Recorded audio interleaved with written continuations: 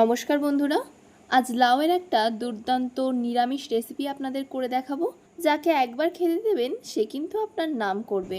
বাড়িতে লাউ আনলে একবার কিন্তু লাউয়ের এই রেসিপিটা বানিয়ে দেখবেন, খেতে কিন্তু অসাধারণ লাগে। কম খরচে যদি নিরামিষ দিনের একটা দুর্দান্ত রেসিপি বানাতে চান তাহলে কিন্তু এই রেসিপিটা একবার ট্রাই করবেন। তো চলুন আর কথা না বাড়িয়ে রেসিপিটা দেখে নেওয়া যাক। এখানে আমি একটা মিডিয়াম সাইজের লাউ নিয়ে নিয়েছি। লাউটা কিন্তু ভীষণ কচি। এবার লাউটাকে কেটে নেব। লাউটা আমার কাটা হয়ে গেছে, দেখুন ঠিক এমন গোটা গোটা করে কেটে নিয়েছি। খুব ভালোভাবে ধুয়ে নেব।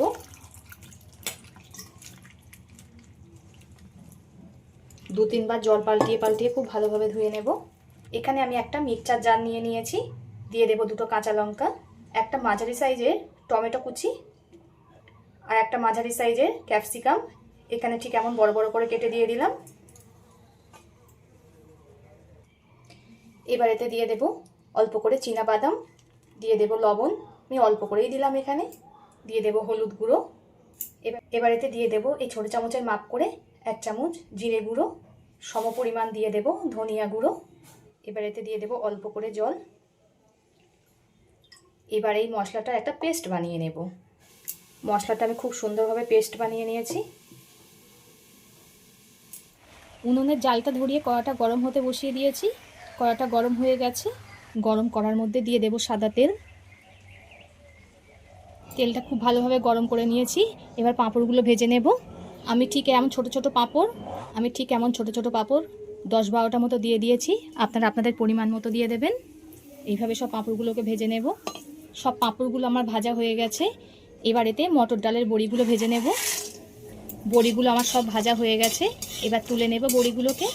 কড়ার মধ্যে দিয়ে দিলাম সর্ষের তেল। তেলটা খুব ভালো রকম গরম হয়ে গেছে। এবার এতে দিয়ে দিচ্ছি শুকনো লঙ্কা, দিয়ে দিচ্ছি 5 ফোড়ন। ফোড়ন থেকে একটা মিষ্টি গন্ধ বেরালে এর মধ্যে দিয়ে দিতে হবে কেটে রাখা আলু, যেটাকে আমি চৌকো চৌকো আকারে কেটে নিয়েছি, যেমনভাবে আমরা আলু চচ্চড়ির আলু কাটি।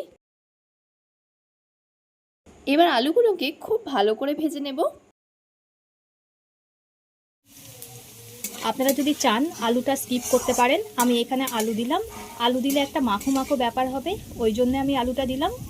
আলুটা কিন্তু খুব ভালোভাবে ভেজে নিয়েছি। এবার লাউটা দিয়ে দেব।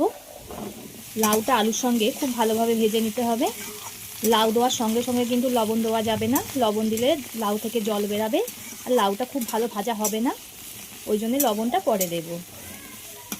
এই সময় কিন্তু হাই হিটে রান্না করতে হবে।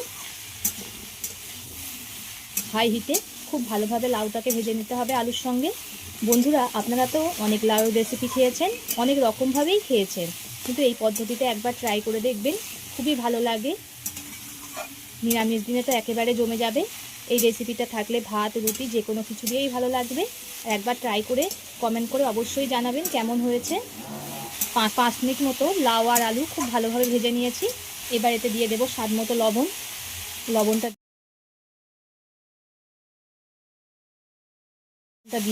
দিলে লাউটাকে জল বেরোবে। লবণ দিয়ে লাউটা খুব ভালোভাবে ভেজে নিতে হবে। লবণ দেওয়ার ফলে লাউটা নরমও হয়ে যাবে খুব তাড়াতাড়ি। আমার বন্ধুরা কে কোথা থেকে দেখছেন কমেন্ট করে জানাবেন, তাহলে আমি বুঝতে পারবো আমার বন্ধুরা কোথা থেকে দেখছেন। আর আপনারা এত সুন্দর সুন্দর কমেন্ট করেন, আমার পড়তে খুবই ভালো লাগে। এভাবে পাশে থেকে সাপোর্ট করার জন্য সকলকে অসংখ্য ধন্যবাদ। লাউ আর আলু খুব ভালোভাবে ভাজা হয়ে গেছে। এবার মিক্সচারে বেটে রাখা মশলাটা দিয়ে দেব। মশলাটা খুব ভালোভাবে কষিয়ে নিতে হবে। আলু আর লাউয়ের সঙ্গে মশলাটাকে খুব সুন্দরভাবে কষিয়ে নিতে হবে।